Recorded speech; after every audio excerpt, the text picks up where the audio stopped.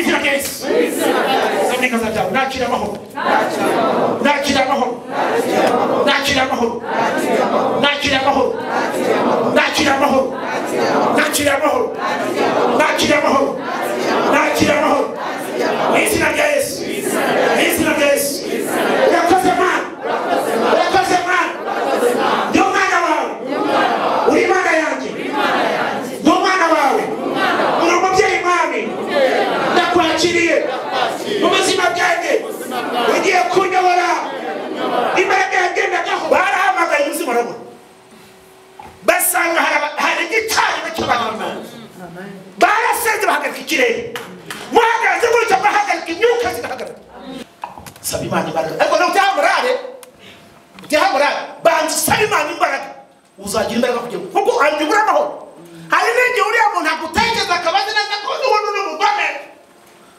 agahora aguserereza umugome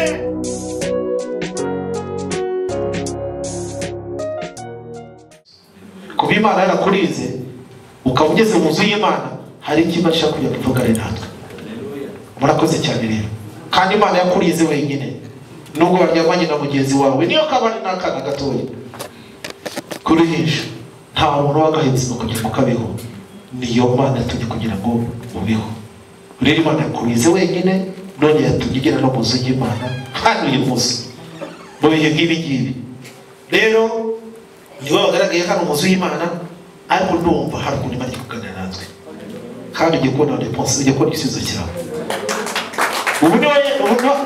ubu ko turi hano ndagira ngo mubyize Imana igiye kuvugana n'umuntu umwe gusa ntabwo ijya kuvugana n'abantu benshi Imana igiye kuvugana nawe gusa wenyine hari ibyo kumva message ubu nujya kugatega amatwi uraza kumva ukuntu Imana yavuganye nawe ku ruhande rwawe kuko hari igihe abantu baterana akabaho twateranye no niyo wateranye ubwo mugenzi we nyine nahari mwateranye ariko ni wowe wenyine nanone n'ubutumwa bugiye kuvuga ni wowe uraza kumva ibyo ugenda na wishyurirwa rero tujye kuri igisubizo cy'Imana murakoze cyane rero Imana umugisha abashyitsi bari hano abamaze iminsi badaheruka wenda ariko bose bakaba bagabwiye mu nzu y'Imana ariko tuguha ikaze iyo umuntu ageze mu nzu y'Imana ukaba umushyitsi ubwo uri umushyitsi nyine hano ukungana ntabwo uri umushyitsi aha ni iwawe n'Imana yakwakiriye ariko natwe iyo tutarakubona tukakubona turanezerwa Yesu ashimwe cyane haleluya umuntu ashobora kuba ari hano wumva ushaka kudusuhuza uri hano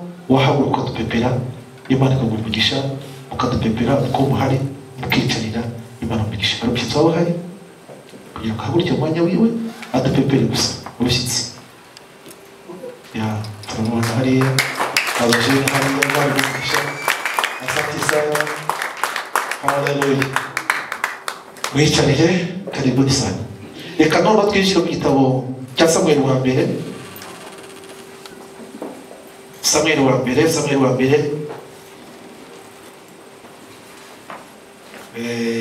wa mbere ni ibice 28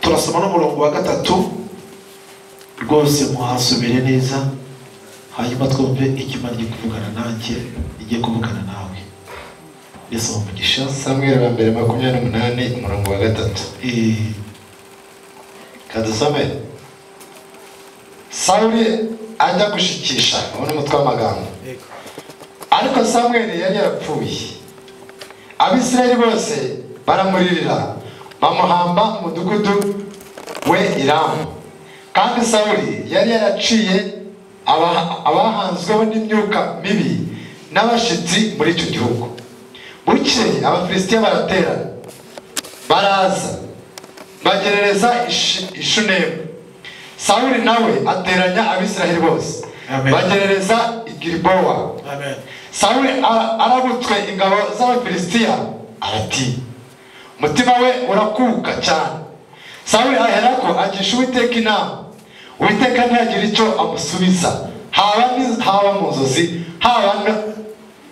haba na Urimu haba n'abahanuzi Sawuli aherako abwira abagaragu be ati nimushakire umushiki kazi njye kumushikisha abagaragu be baramusubiza bati hariho umushitsikazi kuri Endori.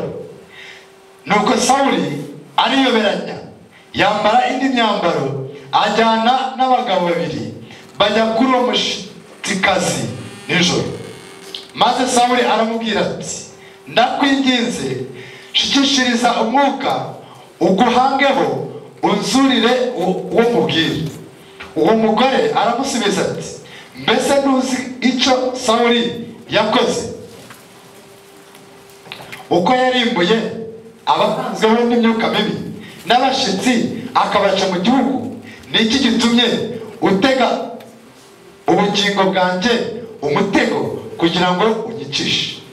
Sawuli amurahira Uwiteka ati, murahiye Uwiteka uhoraho, icyo cyo ntuzajyanirwa. Uwo mugore aramubaza ati, muzurire ndi? Nawe ati, muzurira Samweli. Ariko uwo mugore abonye Samweli atera hejuru n'ijwi rirenga, abaza Sawuli ati, umbeshe iki kandi ari wowe Sawuli?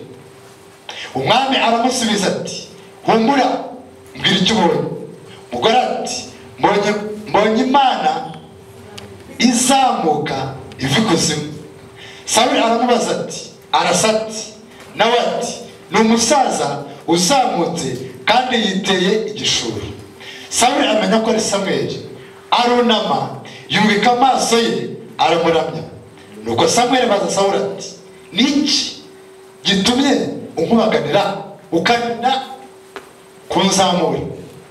Sawuli aramusubiza ati, nihebye kuko Abafilisitiya bandwanya, kandi Imana ikaba yarantaye itakigira icyo isubiza, ari mu bahanuzi cyangwa mu nzozi. Nicyo cyatumye nguhamagara ngo unsobanurire icyo nkwiriye gukora. Samweli aravuga ati, ubimbarije iki? Ubwo Uwiteka yakuretse agahinduka umwanzi wawe? Uwiteka ubwe yagenje nk'uko yabivugiye muri iki. Uwiteka yaguciye ku ngoma, ayiha umuturanyi wawe Dawidi. Urakoze cyane wenda. Yesu ashimwe. Hari igihe umuntu atangira kwigisha akavuga ngo hari umutwe w'inyigisho tugiye guhagararaho, ariko akakubwira hari n'igihe nawe ubwawe wishakira umutwe w'inyigisho ukawishakira bitewe no kugenda mu magambo amanuka ku buzima bwawe. Ariko urimo urumva nk'aya magambo aravuga ngo Sawuli amaze kubura Imana, biragatsindwa rero kubura Imana, kandi warigeze kubana nayo. Ndagira umubwire wenda ushaka wandike uwo mutwe wenda ukamukwire akamaro ko kubana n'Imana, akamaro ko kugira gute ko kubana n'Imana. Wenda hagaragara ko akamaro ko kubana n'iki n'Imana yande yawe. Yesu akumugisha mwinshi. Reka tuvuge kuri ano magambo ya Sawuli, nshuti yanjye. Sawuli harimo ijambo rikomeye ngo ajya kugira gute gushikisha. Ari wa muntu kandi bimeze ngo ari umuntu wari waratoranijwe asukwamo amavuta ya cyami, yimikishwa n'umutambyi, yimikishwa n'umuhanuzi ari we Samweli. Kuko ubwoko bw'Abisiraheli ubwabo n'ubwoko bwanyu bwaratoranyijwe, kuko umuhanuzi akenshi bavuga mu gitabo cyo mu Kubara gikurikiranye 23-24, igihe Abisiraheli bari bamaze kuva Misiri, bamaze kugana bari mu kibaya cyo mu butayu, aho banyuraga abami bo muri icyo gihe Abisiraheli bamaze kuva Misiri bakuka umutima. Niho harimo ijambo rivuga ngo bajya gushaka Balamu kugira ngo avume.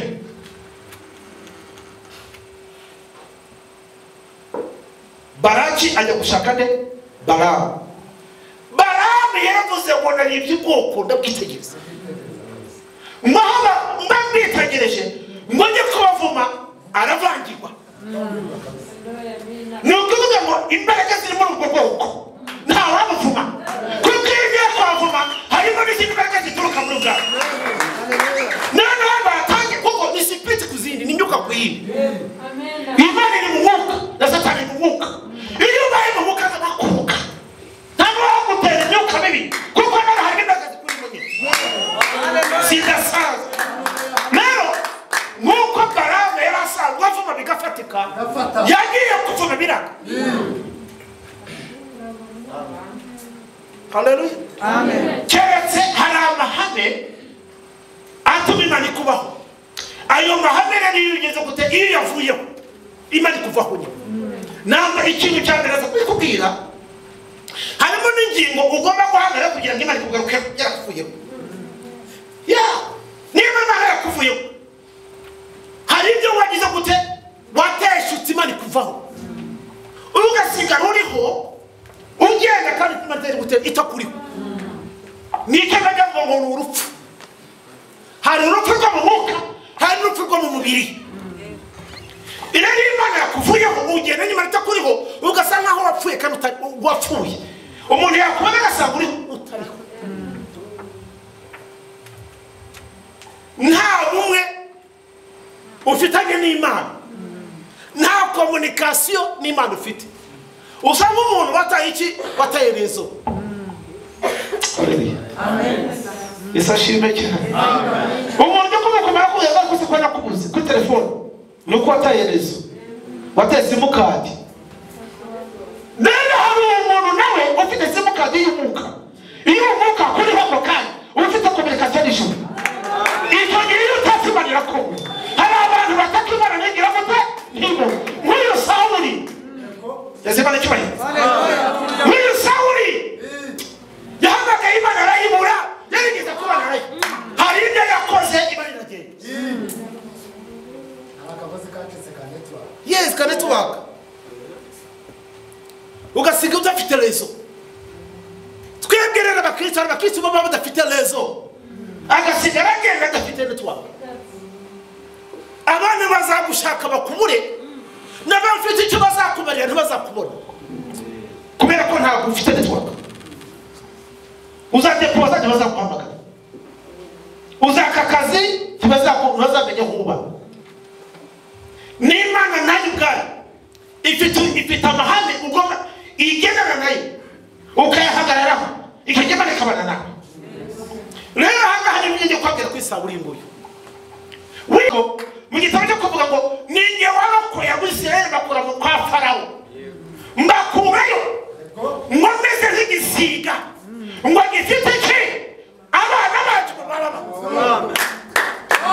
mane kolage nabakuye mu mbega kwa Musa za Farawo ndakazabura nimeze nk'igisiga cy'ikizu mwako kanya ngo bahaguruka ngo dusoze twarasimbagurutse ngo dusoze twasimagurika ngo nk'abana b'intama ngo kuko nta kintu cy'ibyo cyagomba kumpagarira kuko nimpagarike nari ngarutse n'ubwoko bwanyu bivuga ko Imana iragarutse.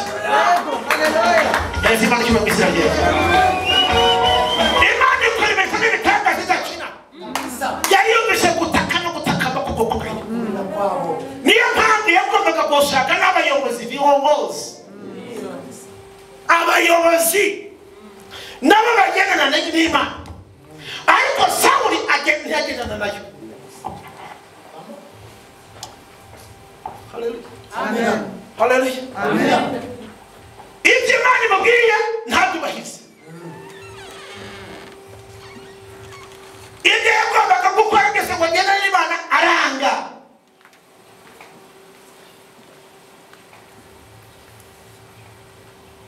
Yamubwira kujya kurimbura haribura byose agafata ruswa kandi kirazira. Yabwira ngo barimbure akagera agafata ingiza akabijyana mu mukumbi wiwe akabigira mu mashaye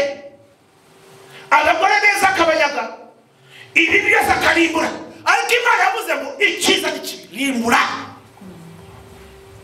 abonye atagerera n'Imana ntabwo umwuka w'Imana akomeza kubana nabo kuko yavuga ngo ntabwo umwuka w'Imana azahora arushwa n'abana b'abantu icyo gihe Imana ituka ikintu bita kugira gute gutoranya abandi kuko ibyaje kuza Imana ishaka abandi izasoza n'isezerano ryacu yes haleluya nutagerera n'Imana izatoranya undi ntugire ngo ni wowe kamara harabana Eliya amaze kurimbura abahanuzi b'Abayali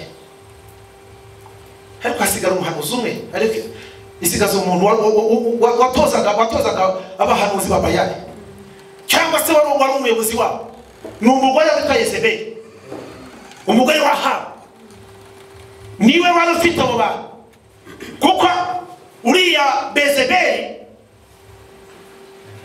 amaze gushaka na Ahabu kandi Ahabu nawe ni nka Sawuli yayoboraga Abisiraheli ariko igihe kimwe arateshuka ajya kurongora umugore w'umunyamahanga ibintu by'Imana n'ibintu byo kwitondera abantu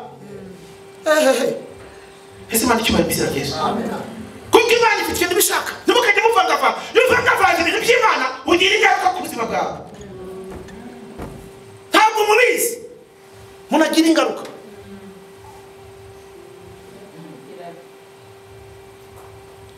hagira ingaruka niyo mpamvu muri icyo gihe Bezebeli agiye ashaka Ahabu mu Isiraheli kandi arangije umugore Yezebeli agenda n'abahanuzi b'ibinyoma bamubera nk'inkwano cyangwa se nk'ibirongorano cyangwa se nk'iki aho yari ari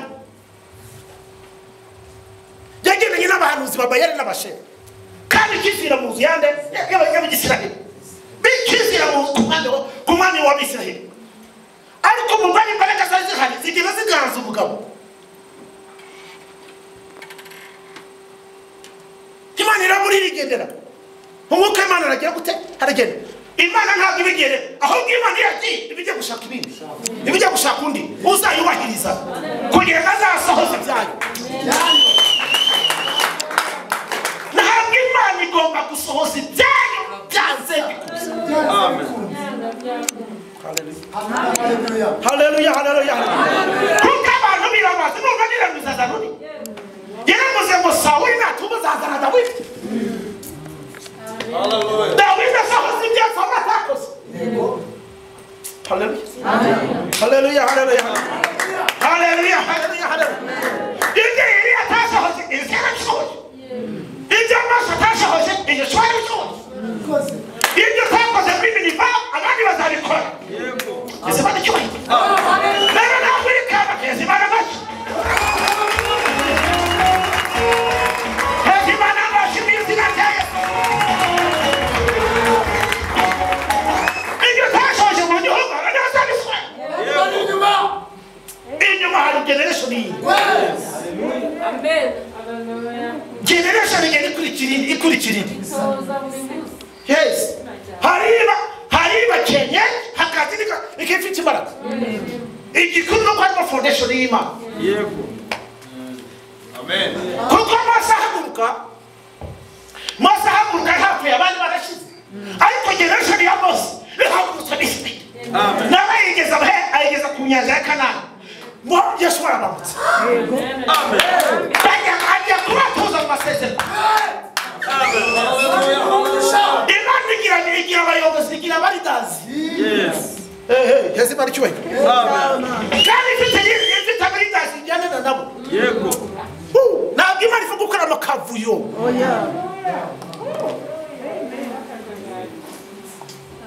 amen ibintu by'Imana no kubyitora haleluya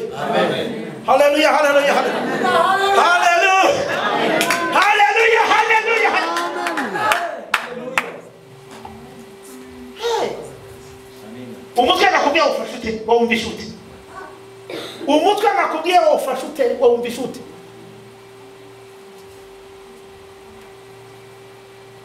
kubana n'Imana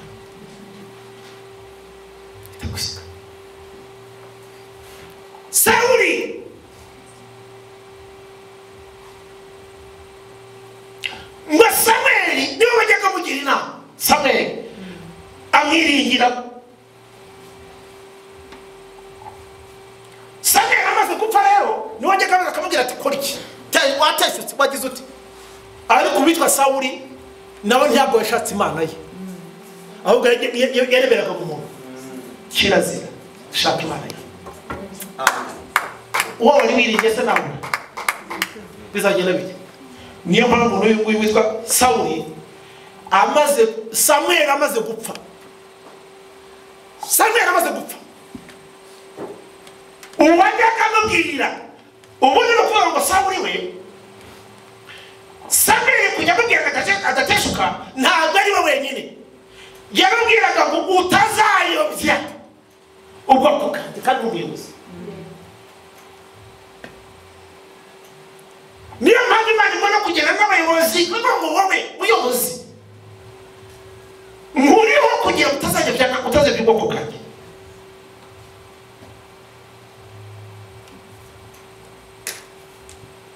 Arangije Samweli amaze gupfa ariko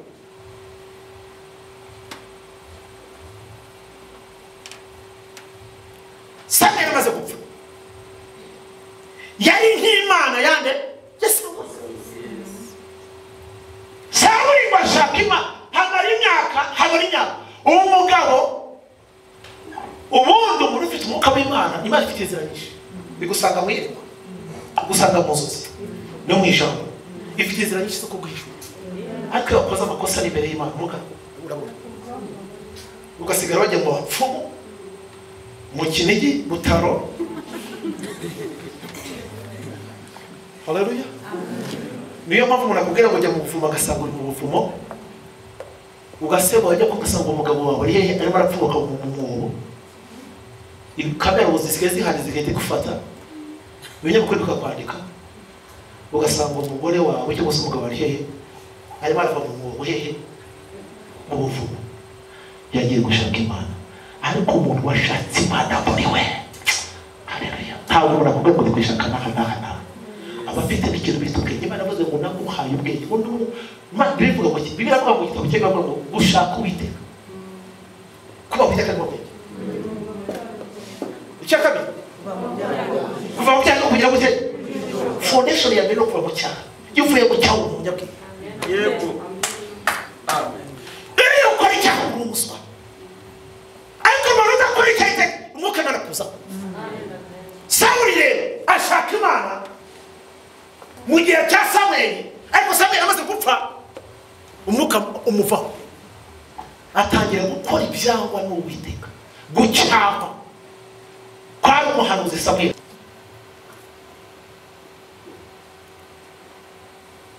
Ukamuha amafaranga akajya ku ishuri primaire, yageze muri secondaire umwana. Iyo umwana amaze kujya muri secondaire bwagaragara umwana wa kuko no muri primaire atahi wawe uramugaburira araba uramumesera ufite abakozi ufite iki. Ariko namara kujya secondaire nibwo umwana bazagaragara, ntabwo azabasha kwimesera, ntabwo azamenya no koga, azaza yahindanye ibintu byose byamucanze. Kubera iki? Kuko ntabwo wigeze umwigisha. Ni rero mpamvu Imana ibana n'ubwoko bw'uko ngo nawe ugenda jya mu kuyigisha uburyo uzajya ushaka ukamwe. Amen. Niyo mpamvu abana bageze secondaire akenshi batubwenge kubera iki? Kuko ahura n'ubundi buzima adasanzwe. Niyo mpamvu ugomba kugira ngo umwana wagira ubwenge kuma kumuturanye gake ufite ubwenge. No mwana ariko bemera. Niyo mpamvu yari Imana Sawuli nawe niko yarameze buryo bwo mu mwuka. Bibiliya yabwiye ngo yashatse Imana ashaka nabi, arangije mu gihe akinezerewe akiri mu mwuka Samweli amubwira ati kirazira mu Isiraheli nta barozi babamo, muri Isiraheli nta bapfumu, muri Isiraheli nta gushikisha, genda ubace. Arabaca. Samweli aragenda arapfa arataha. arangije ntiyarota ngo Imana imuganirize ngo arahangayika ngo abanzi bari baragize gute abanzi batera Isiraheli mu gihe cyane cya Sawuli Abafilisitiya barabarasakwe barabarasa imidugudu yari yarafashwe na Isiraheli ifatwa n'abanzi abasirikare ba Sawuli bararaswa ibihugu bigenda bifatwa mpiri arangije witwa Sawuli ararira ngo aragenda ajya mu masengesho reka da abahanuzi baramutinya bakaguhanura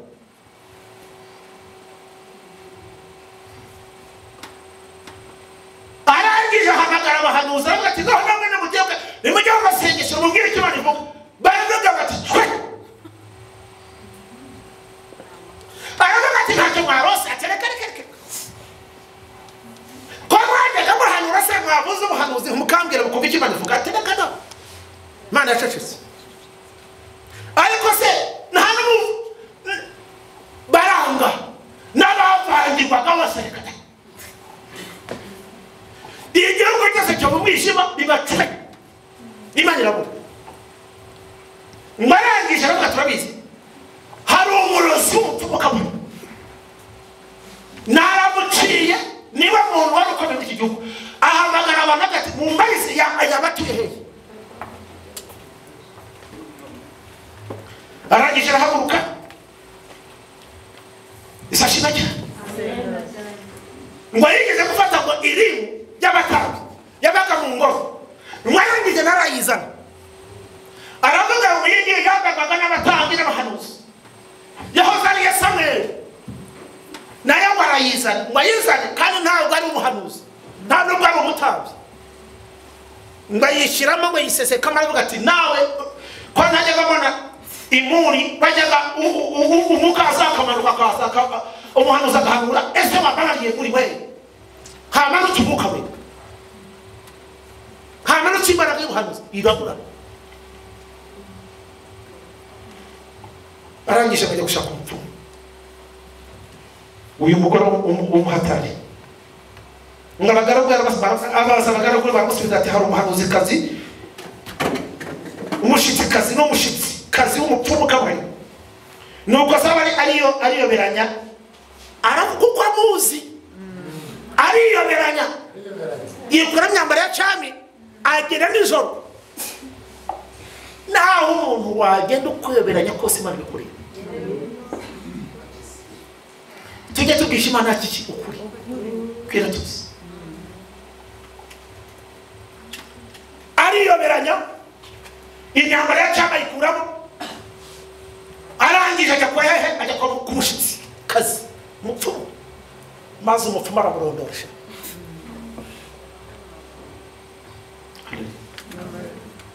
burya dukora ibintu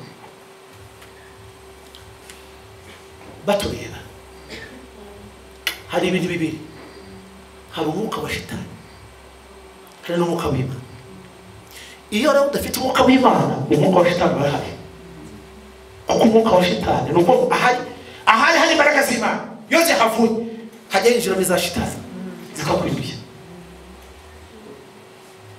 yashakaga se kumva uyu ni umushitsikazi kabuhari wari uzwi ariko Samweli akiri ku ngoma ntabwo umushitsikazi yakoraga hari umugaragu w'Imana wasengeraga ahantu mu gihugu hari igihugu yasengeragamo harimo abantu bitwaga ngo n'abarangi hari umuzimu w'umurangi wajyaga amanuka w'umudayimoni kuko abarangi bagwita ngo ni marayika ariko ni umuzimu w'umudayimoni w'ikindi yajyaga amanuka akamanukira aho hantu umukozi Imana agahagarara aho hantu nta nubwo ahagaze aho hantu umujini yajyaga afite isaha amanukiraho abantu bari baje badanga bagahunga bategereje kugira ngo uwo muzima babwire ariko umugaragu w'Imana bahakanagiye ngo bamuhamagara aranga umurozi arahamagara ati wagiye bakora ibintu by'igitabo bya bintu byabo by'ibitabo bikwishima reka da arangije umukozi Imana ngo aravuga ngo guhera uyu munsi ntuzongere by'abantu kuko avuga Musanze yose cyangwa se intara y'Amajyaruguru arategeka ibicaniro byose by'abahanuzi babarangi barahamagaye ubuzima urabona basanga hari igicaniro cy'abantu barasenze bahagarika ikirere muhagaze gutya bahagarika imyuka zigahagarika impamvu mu kwitwa n'iyo myuka nuko hagati aho ngaho hamuze igicaniro cy'Imana iyo igicaniro cy'Imana gihagaze ahantu nta zindi mbaraga zigaragara amahoro urayabona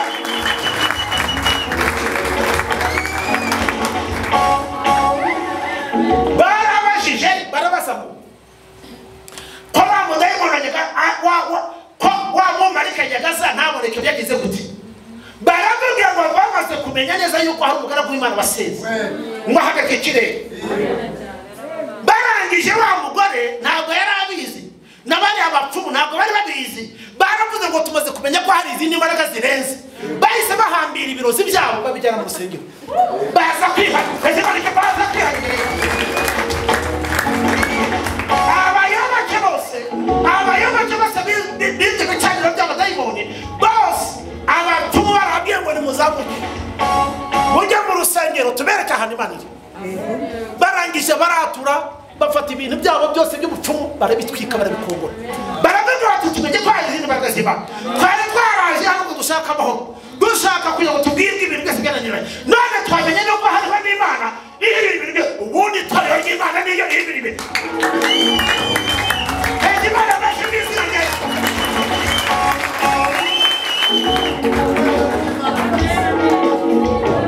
itorero bagita igicaniro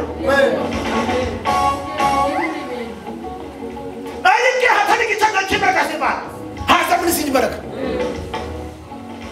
zitari iz'Imana niyo mpamvu byagendekeye kuri Sawuli ariyoberanye ikintu gikomeye no kweberanya imbere y'Imana kandi Imana irakureba Imana itegeka ibintu byose ajya kumushitsikazi uwo mugore ngo aramusubiza ati mbese ntabwo uzi icyo Sawuli yakoze yaraje ngo yiyoberanya araza ibyambo bya cyamwe abikuramo yambara nk'abasivili yambara imyambaro isanzwe byacyaba gikuramo ariko nubwo yahinduye imbere muri we ni umwami Sawuli kandi ni umwami ukuri kose iyo uri umukirisitu Imana yabizi kuri umukirisitu amen nuko uri kose Imana igize kuri umukirisitu aho hambira hose nubwo wagera mu kigeragezo Imana irabizi amen kandi cya kabiri nuko duhagaze aha ngaha tukavuga tutamenya irabizi kubeshya rwose nakubwiza ukuri nubwo umeze nka mutagatifu Luka Imana irabizi kubeshya irabizi turi hano waba uri ahantu mu isoko Imana irabizi ko uri umukirisitu waba uri mu kazi runaka Imana irabizi waba uri journaliste Imana irabizi ko uri journaliste w'umukirisitu irabizi waba uri igeshi izi ko uri umukirisitu w'umusirikare kandi umukirisitu ariko baza muzi Imana irabizi ko tuhimbaza irabizi ko ugatanga utari we izi ko utari umukirisitu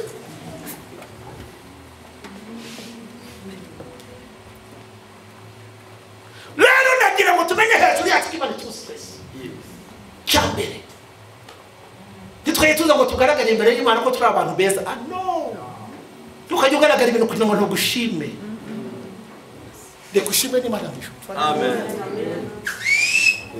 Dimanche narababwiye ngo Dawidi yakibaje Imana wenyine umugore aramunegura ariko umugore ntabwo yigize agira gute umugore wa Sawuli nuwase ntabwo se yigize yigisha abantu Imana yabaye umugore wa Dawidi ati ntabwo nigize gusaba ahubwo babaye igihembo y'intambara nakoze waburi ni kado kandi kado nawe urabizi igihe hari iba pirate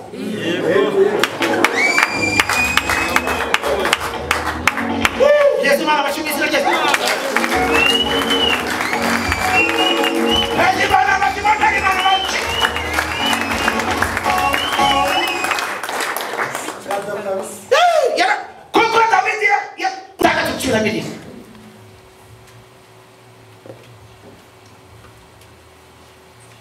igihe Dawidi yaramaze kwica Goliyati,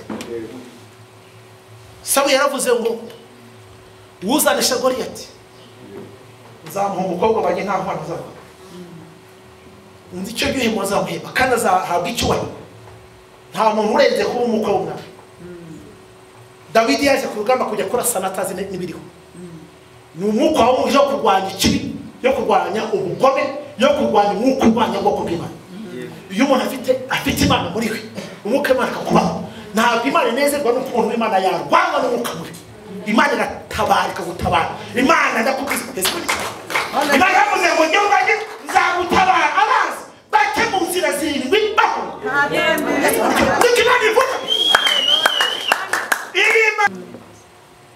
Harimo n'izo mbaraga zihora zigendana, ariko ziriya zaratsinzwe n'imbaraga ziri hejuru. Niyo mpamvu mu gihe cya Mose amaze kugera kwa Farawo udakubise inkoni hasi, abazimu baramwiga, iya Mose irazifata. Ni ukuvuga ngo bari bahari, ariko hari imbaraga zigomba kuba izindi hejuru, hari imbaraga z'Imana zituriho zigomba kuba hejuru izindi. Mwakira Yesu Kristo kandi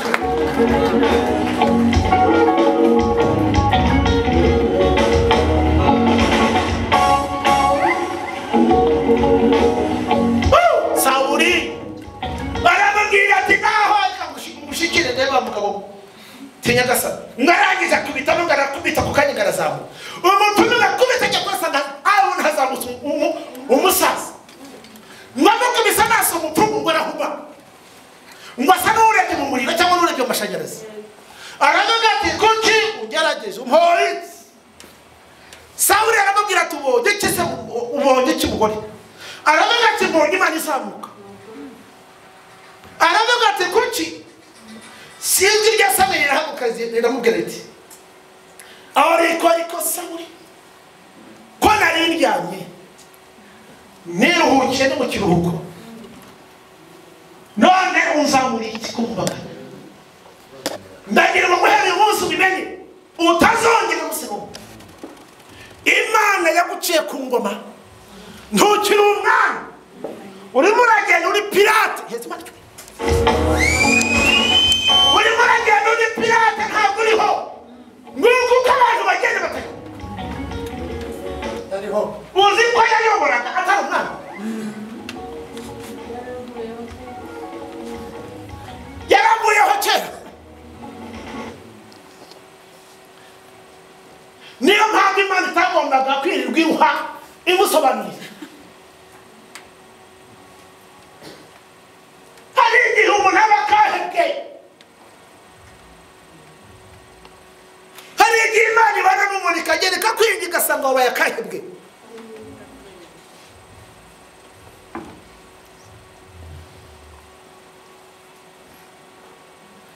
Umwuka akigendera. Attention, twari mu ishusho yayo, ntabwo turabaca ngo twigenge. Impamvu usanga uyu munsi abakristo babwira ibintu biraho gusa.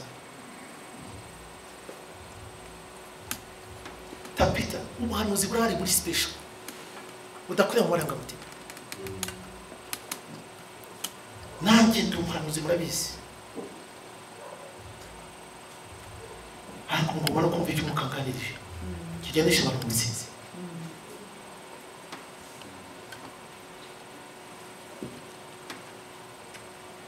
Kuko abantu bubatse amazu muri Kigali si uko basenye,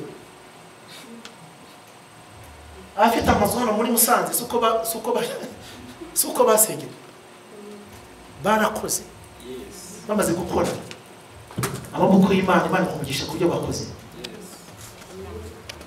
Hari abahabwa amasezerano kuko birumvikana, ariko hari no gukora Imana ikagumigisha.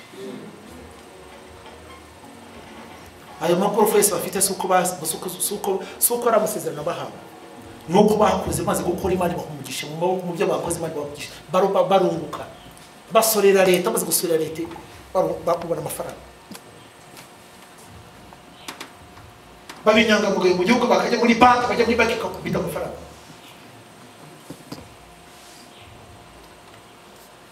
Turi abantu bizera, twakaye tugera imbere ya banki tukihaga. kwikonsantra kabisa amafaranga muri banki nazo rero ndagushitse ngwino ndagushitse ndakubwiza ukuri uri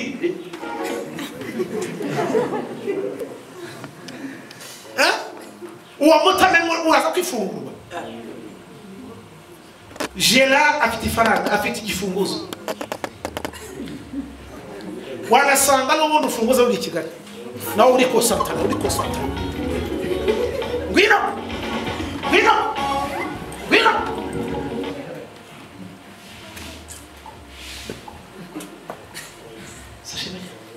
uzarikora icyumwe ubikora neza izari guhonde nurangiza ibihubika ubivemo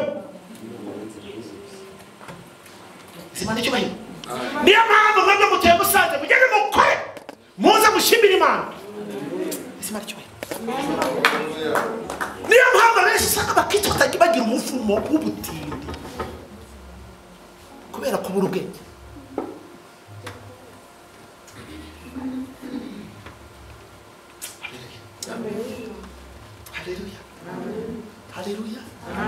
Haleluya. Niba unakubwiye ngo nyoko ni kwafa jamais.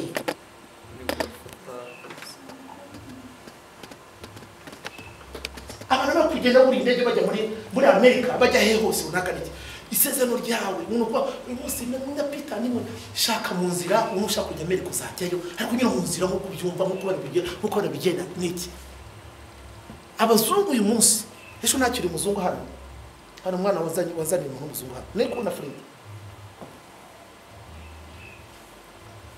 ariko umuzungu arashaka kuba mu Rwanda wumvise isashima cyane naramusenge maze kumusengera ngo aka isashima cyane numva mukarashe ngo ndamubwire ka ubwire kimari bukara nanjye iki gihugu ndabona ufite itsinda ariko namubwire ufite itsinda wasize muri Amerika rigutumira kugira ngo uzugire gute urebe ko icyo gihugu kimeze Afrika ugeze muri Afrika uhita mu Rwanda bora umuzungu arimo aragenda ikiracyo niba mara gufatisha bazagira bate bazaza ariko ikindi cya kabiri urimo urashaka ubutaka kugira ngo ubone ukuntu ukora projet zawe bora umuzungu arigira cya kabisa ungatema tugiri baraza amen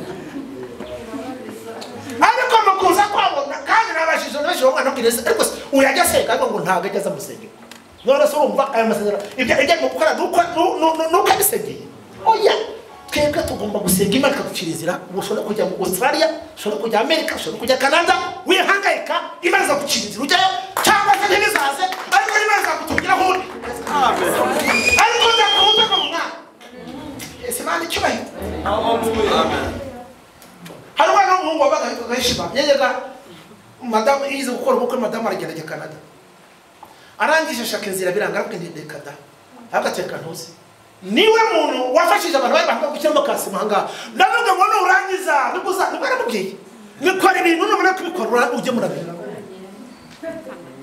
aratuza arangije akora ibyaha byose aratuza kabisa abo muntu wabasiga gasima wabakoraga arangije birangiye ubu uyu munsi ni pastor muri Canada amen acho kandi cyo gihe inzira yashakaga ntabwo yashakaga kugira ngo anyuri Kanombe South Africa muri Afrika y'Epfo Kenya mu bindi bihugu ariko Imana imaze kubikora yapandiye hano Kanombe kumanywe hagazina bino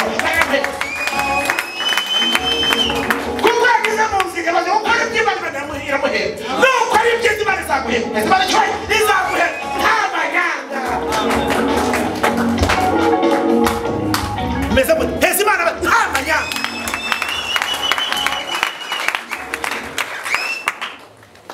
iyo wagiye ukiyirusha abandi bagucaho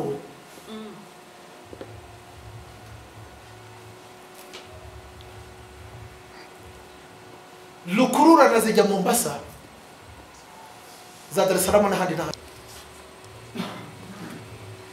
ku gatebe kawe tete wicayeho ntuzakaveho kuko buri hari abandi bashaka kukicaraho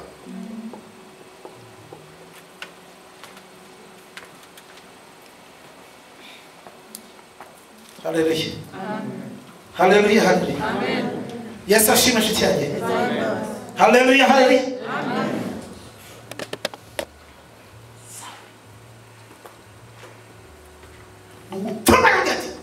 Iyi Imana izamutse arambwira ngo wowe ubwawe urimo uragenda utakiriho kuko ingoma yawe twayihaye umuturanyi. Umuturanyi ni wowe ni Dawidi. Sawuli aravuga ati mukabyara ako gahungu nashatse kukica bikanga nagahaye abasirikare ngo bakarase nagahaye umukobwa wanjye kugira ngo azakabere umutego biranga naho uburyo Imana yarakwimitse. Ndakubwiza ukuri Dawidi nta shusho yari afite igaragara mu buryo bugaragara physically ariko reka mu mwuka Imana imira murema mu mwuka. Nta muntu Imana igera mu buryo bwa fraude mu mwuka ahubwo biva mu mwuka bikagera mu mubiri wawe. Amen. Mu buryo bugaragara hari spirit ariko mu buryo bugaragara. Ntabwo Imana ikora fraude. Imana ikora ibintu ku buryo bugaragara. Amen. Yesu yahanuwe mu buryo bwo mu mwuka ariko mu buryo bugaragara physically azana mu buryo bw'umubiri. Nabi Imana ari kubwe mu buryo bwo mu mwuka ariko ugenda kuba mu bifatika. Haleluya. Abantu bamenye ko Imana ikubona nde? Haleluya. Haleluya. Niyo mpamvu tuvuga ngo hari Imana ya Abrahamu na Isaka na Yakobo. N'abantu bafatika bamenye amasezerano. Imana yavuganye na ijyana n'isezerano kugeza n'uyu munsi dufite isezerano ry'abantu mu buryo bwo mu mwuka. Hako bikava mu mwuka bikazikora nabi. Izo nzira rero zo guta Imana kwa Sawuli no mu buryo bw'ubukristo uko bimera hari ingingo zigira kurenya kugira ngo ugarure icyubiro cy'Imana kuri wowe cyangwa Imana igarure ubuzima bwawe. Ikintu cya mbere ni ukwihana.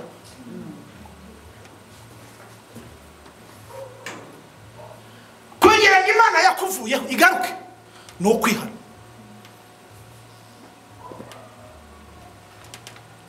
Kwihana kugira ngo Imana ikugaruke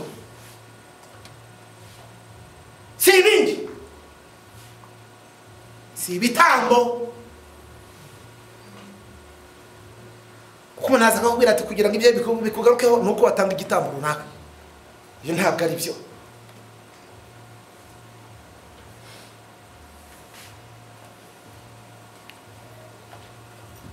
Kintu ugomba gukora imbere y'Imana. Imana ntabwo ikeneye ibintu byawe, irashaka umutima wo kwihana.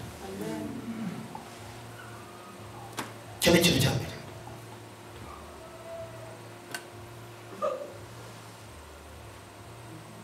Cya kabiri harimo icyo kwihana icyaha cyawe.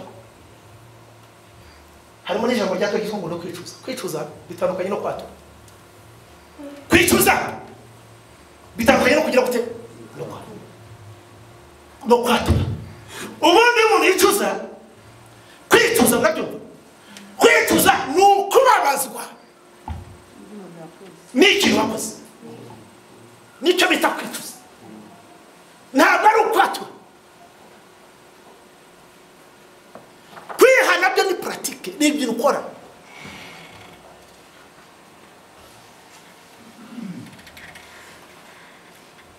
Kwicuza ibyaha nicyo kintu cya mbere. Kwicuza ni ikintu cya mbere. Kwicuza kubabazwa n'ikintu wakoze kikakurya kikakuza amahoro.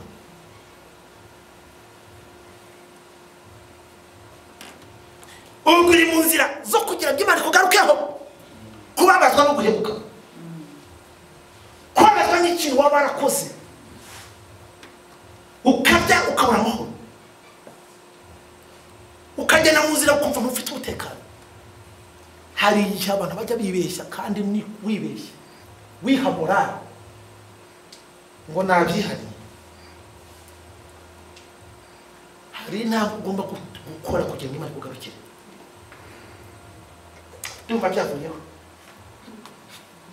ndumva byagize.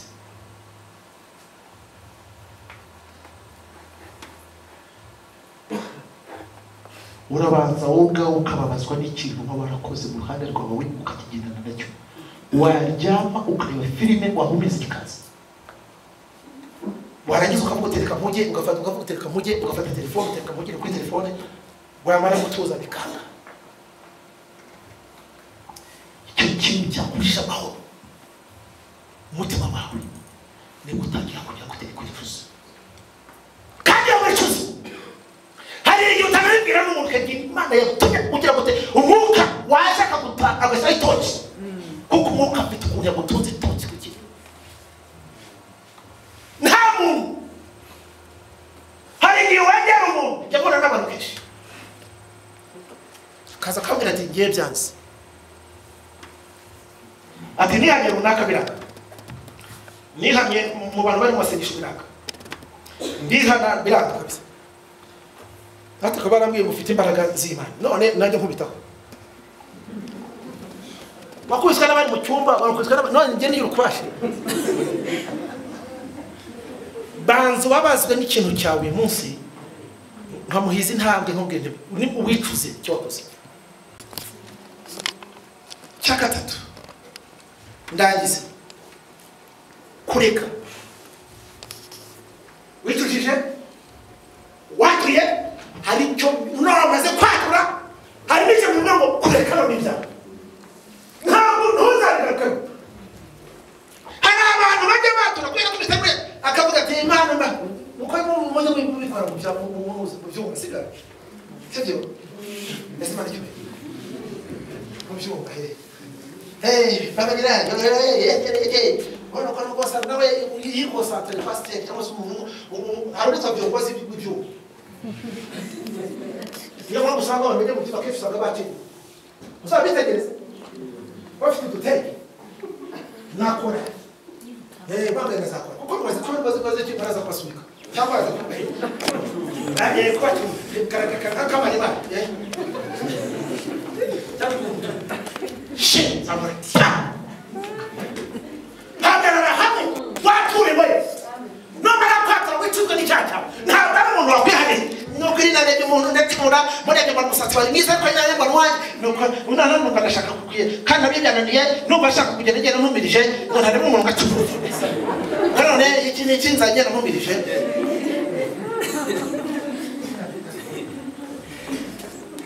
mbona ni babaye uri nabo urababaye yarangiza kivuga agatangira kubikorera idegede ntabwo yitujije nta nubwo yaturiye abantu aturiye umukanya tuba kabaramutse ukabaratashye ahera hariya bagikati hariya ubushashwa gusa ubushashwa akiva hagiye kukari undi agera hariya ati wafashijwe ati nafashijwe akanya ati harimo abakobwa makanya ati bisatse imeze iki ngo wafashijwe nibyo yabonye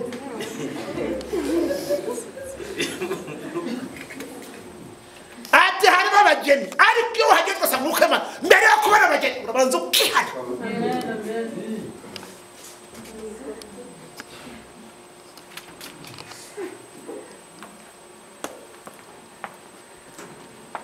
bita kureka ibyaha sashime cyane bareko ngende kigajisha muri yonyine soma ijambo rimwe ry'Abaheburayo 10 hanyuma basege gutaye Abaheburayo Heburayo ibice 10:23 no 27 wonyine uzuma ntabwo natashye sinda masaje Abaheburayo 10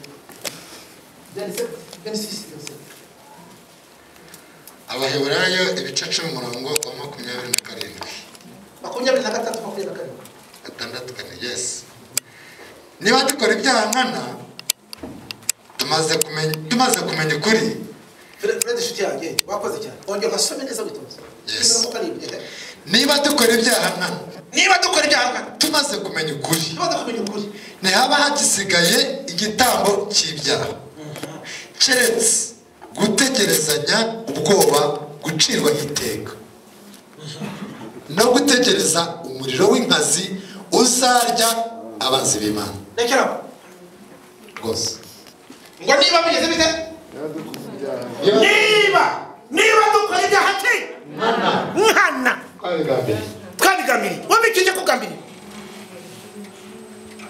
ntabwo umuntu yigeze anyura muri izo nzira zo kubanza kubabazwa no kwicuza ngo nakora ingingo ya kabiri yo kwatura narangiza ku ngingo ya gatatu yo kureka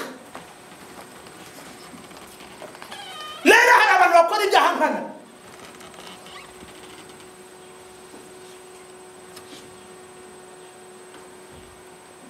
warangiza ukavuga ngo urimo urabwira Imana yera ikakumva mbwira twumva dukora ibyaha nkana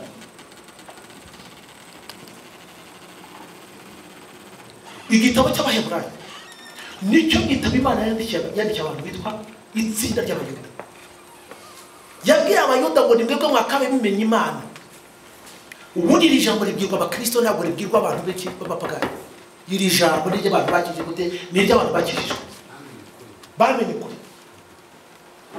niyo mpamvu ryabwiye Abaheburayo n'itsinda ry'Abayuda Abaheburayo nyine umva ko ari Abaheburayo nyine yarabwiye ngo Abaheburayo nimwebwe mwakabe mumenye Imana none murakora ibyaha nkana uretse gutegereza kuko nta mwanya mfite wo kwihana mwarimenyereye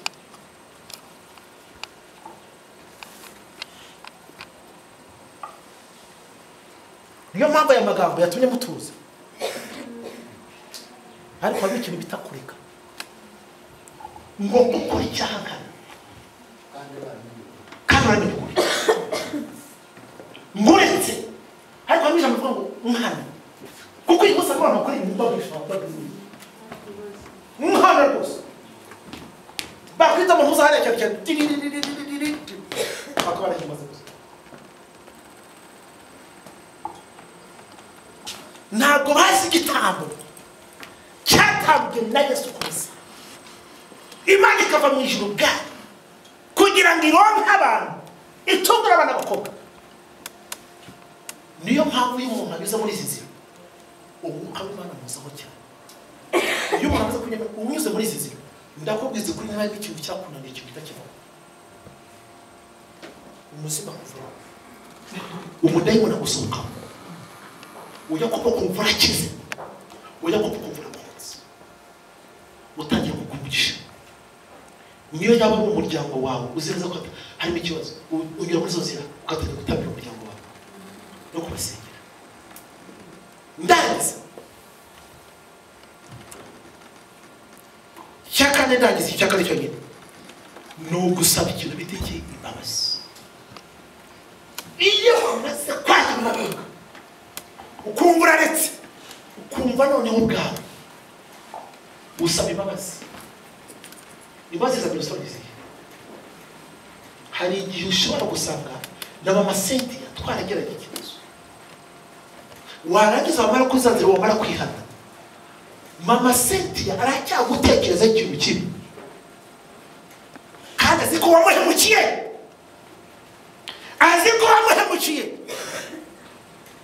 ariko iyo muri izi nzira nziza ukumva amaze umutekano umusange kuko ukiri umaze guhabwa imbaraga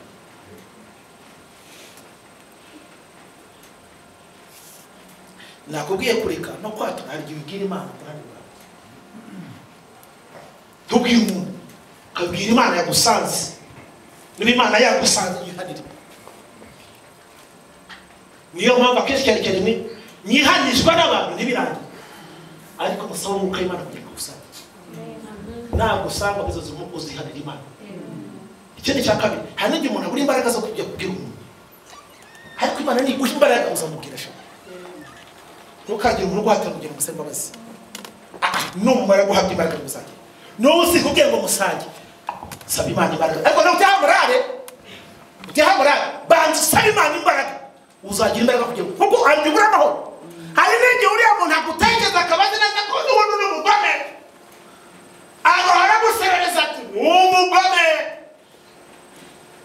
nta kigenda kandi warahindutse agakomeza kugusiga amase kandi byarahindutse genda rero ugira uti rero akamubwira mwene data burya rero uzanyitegereze ngiye uzajya ubona imbuto zavuye mu kwihana byarahindutse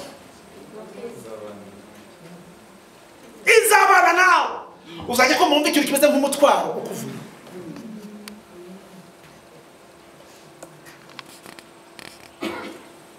ariko twe kurenza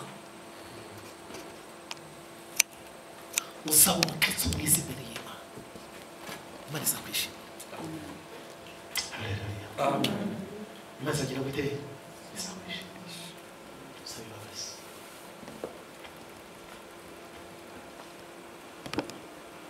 Niyo mpamvu izo nzira zose zinyuremo ubonazwe n'iki kintu, kandi n'ubikora ukabona zakukurikirasha, uzakubita amavi usenga Imana, Imana izagufasha.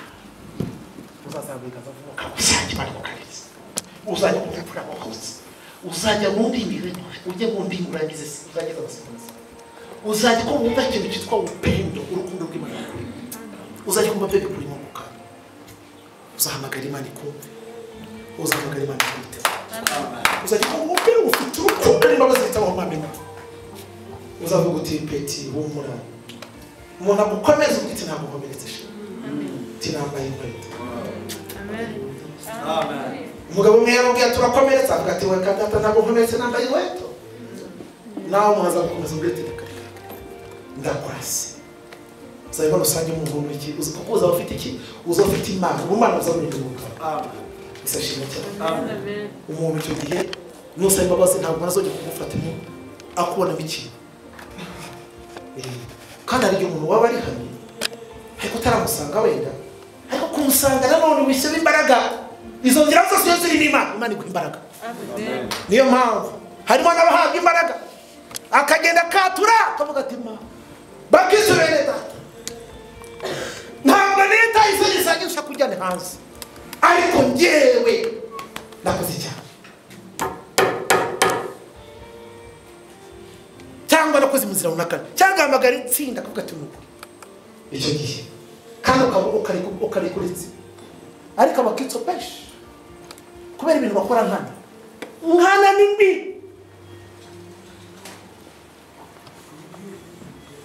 Yesu yaravuze ngo icyo gihe muzaza imbere mbabwire ngo ntabwo nigeze namenyesha.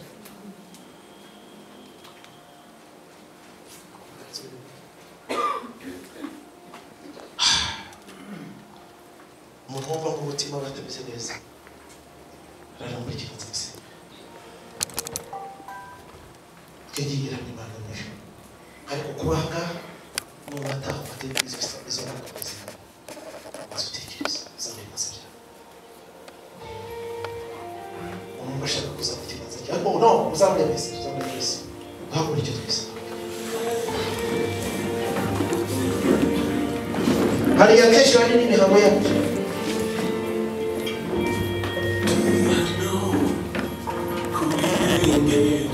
Murakoze cyane, tuza mu kiganza imbere y'Imana.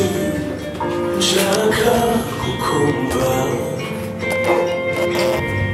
umbwira kandi ungeneza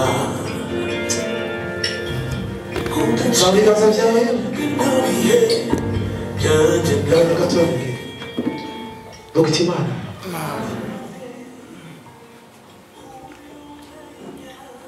njyewe ku ruhande rwanjye urazi,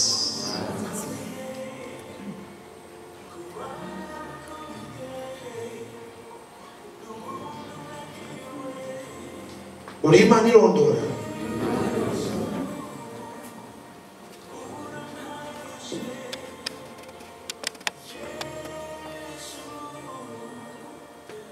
usabye umwuka wera ugacyana udasaba umwuka wera anyemeze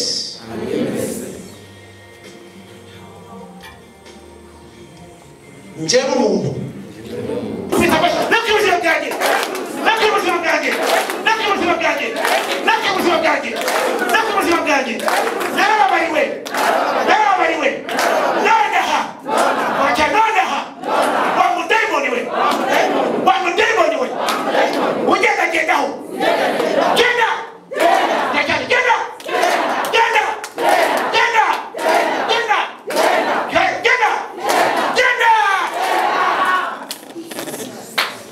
Buguti mwizina nakira amahoro nakira amahoro nakira amahoro nakira amahoro nakira amahoro nakira amahoro nakira amahoro nakira amahoro mu izina rya Yesu mu izina rya Yesu urakoze Mana urakoze Mana ndi umwana wawe uri Imana yanjye ndi umwana wawe uri umubyeyi mwami ndakwakiriye mu buzima bwanjye ugiye kunyobora imbaraga yagendagaho imbuza amahoro iragiye burundu mu izina rya Yesu indwara ziragiye izina rya Yesu imyuka mibi iragiye izina rya Yesu iracyane mu izina rya Yesu izina rya Yesu ndakize ayo buzima uburwayi buragiye sohoka sohoka iracyane sohoka sohoka sohoka sohoka sohoka iracyane sohoka sohoka inzozi zipfuye zizana mu mubiri ukabuza amahoro none ahangaha ndagusezeye ndabatiza mu muriro mu izina rya Yesu umuriro ubatwice ubakangure mu izina rya Yesu utigwereka izo mugisha Yesu Imana bashimisa Yesu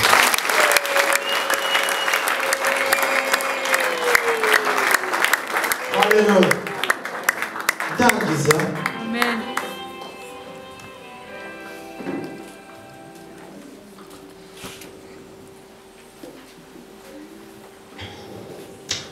Imana igenda ku muntu Imana igenda ku muntu nyuma y'ibyo muri izo nzira zose Imana iracyari umubyeyi wacu Amen. Amen. kandi Imana iracyari umukunda Amen.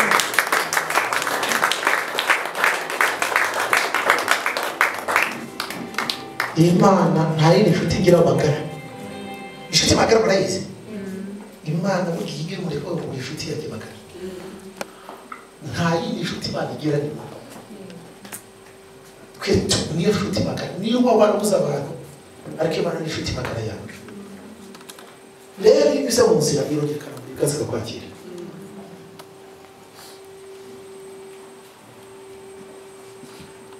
umuntu reka mubwire umuntu umwuka Imana abwira abantu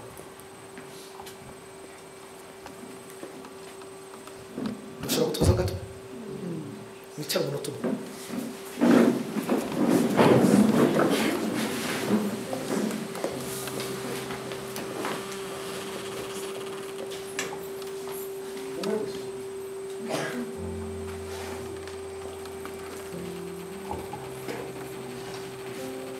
Hallelujah. Haguruka.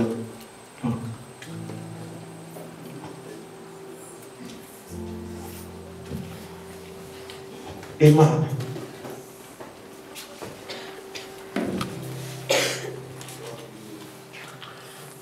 Imana yabanye nawe nubwo Imana yacyari kumwe nawe guhera uyu munsi umugisha ufite ntihakagire ikintu kikuvanye mu buryo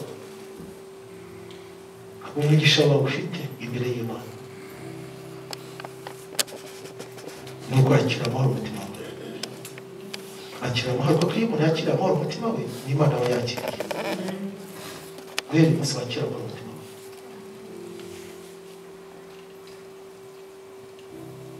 umutima wawe waramishwe iyo umutima ureba usanga bizemo nk'ibintu byanyuzemo byose uzongemo ibintu iyo nawe mu ishusho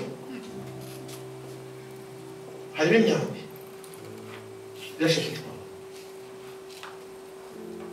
Imana kuvugana nawe n'ugukunda kandi gufiteho umugambi Imana ikomore wakira imbabazi z'Imana Imana ikwakira ikibiteye n'ikihe abuze uko ubigenza abantu bari gukomerekeje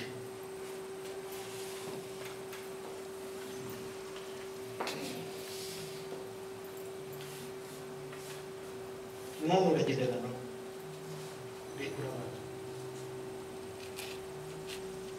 Imana irabana nawe uragira mu mutima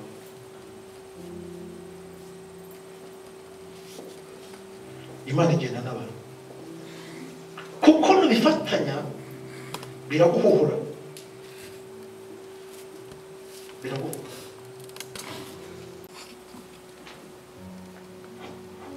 imyaka igera kuri 10 yose yashize ariko mu myaka 5 ije ngo ngiye ubona igisubizo cy'Imana mu myaka 5 ije akibirenga nk'icumi cyaribazo uzahabituka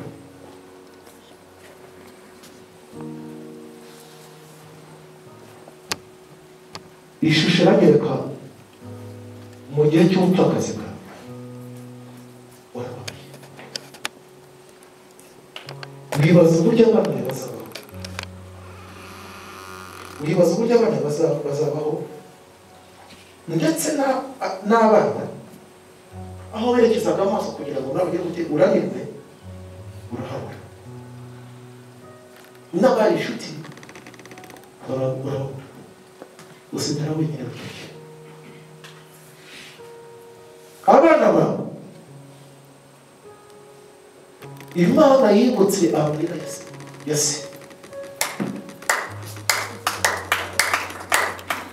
kuko no kuvuga ngo ari umugabo wawe ari we se w'abana ese wawe yariki yawe mutabye n'Imana agiye urufatiro rw'Imana niyo mpamvu uyu munsi abana ntabwo aribo ahubwo ni urufatiro rw'amaraso Yesu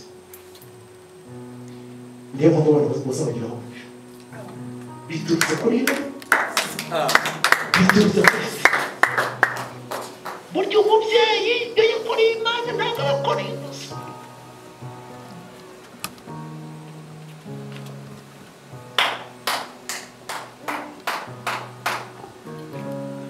papa wawe yakoreye Imana yakoreye Imana Bibiliya irimo irakora mu gihe kimwe umugore w'umupfakazi abana we ngo baraje yagize ideni ry'abana ngo ariko ako kanya yisaraza agira gute aratabara uwo muryango aravuga ngo nukuri uwo mugaragu w'Imana yakoreye Imana ngo abana batirukaniza abana bawe bose sigaba ntabwo ari ni urufatiro sinzi ko baburi bose icyo bakwiye kuganiriza ni urufatiro rw'umubyeyi wawe uri munsi rero Imana iragutabaye ku rufatiro rwa papa wawe yakora Imana yabaye ifumbire nziza izamuye abana kandi abana none nabo bakakwisha umugisha igisebo cyakemukirana umuntu wese ukubona aribanza kumva byageze bite ubundi bw'abantu batangiye kugenda bagaruka n'abakire witegure uzabakire n'abazihana uzabakire akimugisha w'Imana amen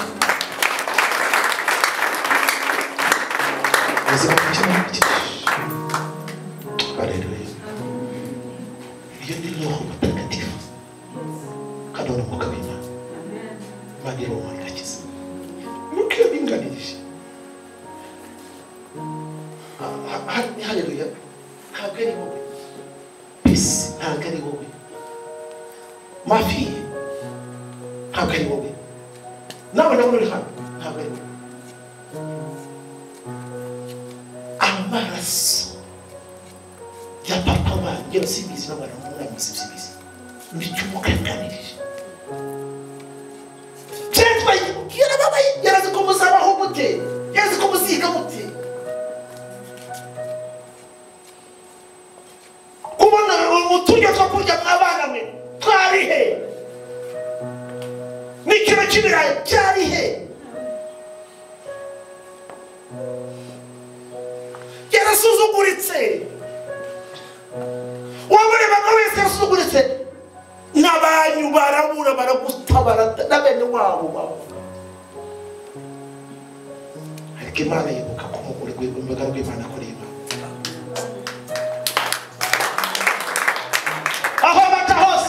inka y'igitambo abana b'ubutambyi ntabwo abana b'ubutambyi bazasabiriza ntabwo abana b'ubutambyi bazabonabona gusa nubwo wabereye kageze kuri kose